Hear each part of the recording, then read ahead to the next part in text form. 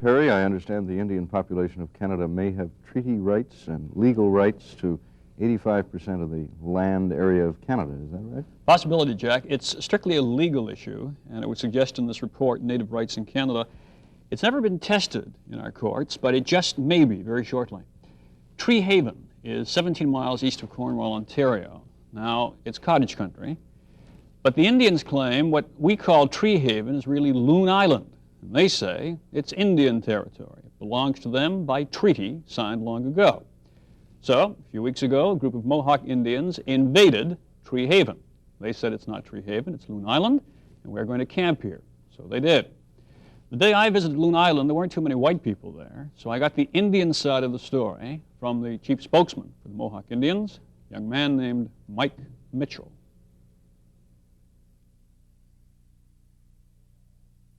See, all these islands were Mohawk owned. This is reaffirmed by the proclamation of 1763. All those big islands were owned by all the nation, or the tribe. And the smaller one were individually owned. And by that, I mean, they just picked out of a hat tickets, and whatever the ticket they had corresponding with that island, he would own that.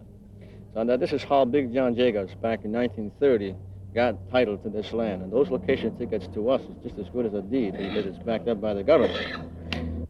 You have decided to, in effect, take over the island. And just how militant are you going to be, Mike? We're not militant people. We just want what is rightfully belongs to us. We wouldn't go and reclaim back something that didn't think would belong to us. But we have been threatened this morning that the man is, well, legally he can do it. Put a gate over there and put a big lock on there. And she says only the cottages can come over here. Now, just as militant as we're going to get is the fact that we're going to cut down this road over here. Place about 12 feet between the road here. We're just going to take a shovel and just dig it out so that nobody can go through. These cottages here is either going to be getting off the island or they're going to be stranded here on the island with us. Recently, there's been a lot of talk about Indian peoples owning 85% of Canada. There's been a lot of talk for years about how the white people treated the Indian. And somehow or other, it seems to me that the Indian just sits back and takes it all. He doesn't do much of anything. Well, is there now a change? Is the Indian going to start taking back what he believes is his in any way he can? This is, you're hitting the thing on a spot, because this particular reserve, we used to have 6 times the size of the present reservation we own. All the city of Cornwall and right up to close to Ottawa. We got a lot of good legal claims, but we're just bothered with the islands right now, and a lot of people accuse us of going on a rampage and collecting all of our land back, and we just want to wait, go one at a time. Before, the way they've lost land, they couldn't speak English 20 years ago, 10 years ago even too. And they says, well, the government's always tricked us in some way. They've always passed a law, and it says, well, I just changed that. I can do it this way. And them old ones, right now, and they says, listen, why do you do this? Look at all the land we lost. We're not going to get this one back. But we're turning out younger people now who can only speak English and Indian. They can read, too. They can read some of the files that are up in the archives in Ottawa. They can go back and study in schools, and they come back and says, listen, what that white man is saying, we know what's on the paper, and that ain't exactly the same thing. Are you a Mohawk? Yes. You went to university in New York? City University of New York, yes. And what are you doing here on Loon Island now? Helping out the cause. I'm here to be sort of a spokesman for men like Mitchell George over there, Jacobs, 65 years old, who as a boy used to come and trap around here. And he remembers he used to come with his father and his grandfather. And he told me about that this used to be always Loon Island. It's going to be very embarrassing for the Indian Department when this case finally gets through court, because this has always been recognized as an island. Even the Indian Affairs issued the location ticket to her grandfather, and they leased it out on behalf of the Indians for 10 years, and it has always been Indian land. And all of a sudden in 1959, when it was brought to their attention that this white fella was on here and he claims to have a deed for it, well, they just sat back and made purely an office decision. They didn't send any investigating party down here, no surveyors. And they just said, well, according to our records, or in our view, they wrote to her, this is part of the mainland. It's never been an island, therefore it's not part of the reserve. Mrs. Davids, you apparently own this island. You have the papers to say that this is your property, do you? Yes. What goes through your mind when the white man comes and says, get off, I'm going to put cottages up here. This is my land. I'm not going to move. It's mine. No. It's been too long now they've been pushing us. Do you think it's about time we stood up and fought for our rights? Just how far are you prepared to go? Well, if they have to put me in jail, that's all right too. Everybody's with me. Tom Cook, you came here to help in the invasion of Loon Island. Do you intend to take over any more territory, or is this it?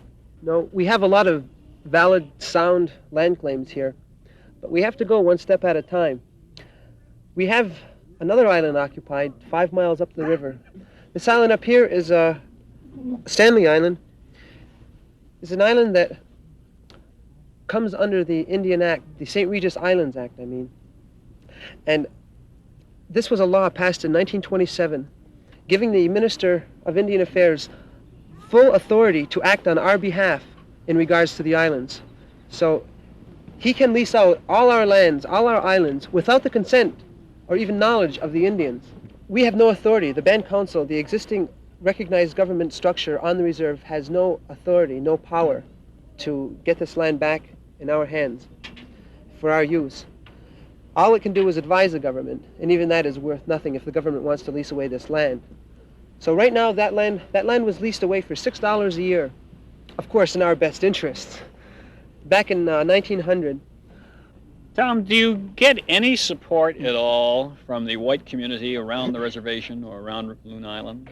Do any of them think that you have a legitimate claim and maybe they should help you? Yes, we do, with the people. But there is a lot against us in editorials and things reflected in the media. For instance, we've got this editorial here from the Standard Freeholder, Cornwall's paper, saying that one thing is certain, that the islands are best kept in their scenic beauty as a cottage area, rather than if they were reverted to the Indians to be turned into brush and let trees grow on them. In other words, the islands are too good for us, and they should obviously belong to cottagers who can fix them up and enjoy them. Mike, I've noticed you haven't exactly gone immediately back to primitive nature or bow and arrow Indian stuff, because the tent back here looks like something you can get in a large department store. That's right. And I noticed a motorcycle with an Indian headdress on it, which is a strange kind of blend, isn't it? Yeah, that headdress and motorcycle belongs to me. I have to patrol on the island here because they don't give us any. Since we come here, there's no police force that will come. The RCMP won't come. The Ontario Police, provincial police won't come on here because they says they have instructions from Ottawa to not protect this land anymore since we've invaded it. What about the white people who have the cottages here? That's what's making them mad because they don't have any more police protection. The only protection they get is from us now. Mike, what's it like being an Indian in Canada today? Well, sometimes people get very sad. They think their whole nationality has been slowly drained from them. It's like you as a Canadian living here in Canada says to be following Russian government. You would say that's alien to me. You know, it's not me. I'm a Canadian. I should be following Canadian laws. And I say on this all we have left on this reservation. I says, back in them days, I said, that's your domain. That's your nation. You govern yourselves. But in later years, it was changed, and the government make laws for us. But we always had our own government. That's my chief over there. He's one of the 9 chiefs on the reservation who the people recognize.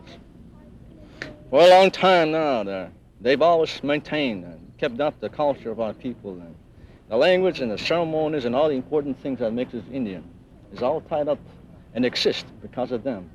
But they're not recognized by the Canadian government. I want to follow Iroquois laws, which I belong to. I belong to the Iroquois Confederacy. We're being denied this. We're being made to follow laws that's alien to us. And we have always fought with the Department of Indian Affairs over this. Says, why don't we govern ourselves the way the people want to be governed?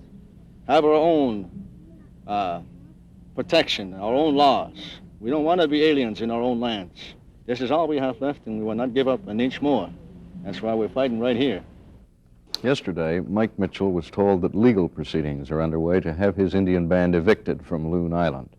Mitchell told us that if any attempt is made to remove the Indians forcibly, they'll meet that force with force, if necessary. We'll be back after this.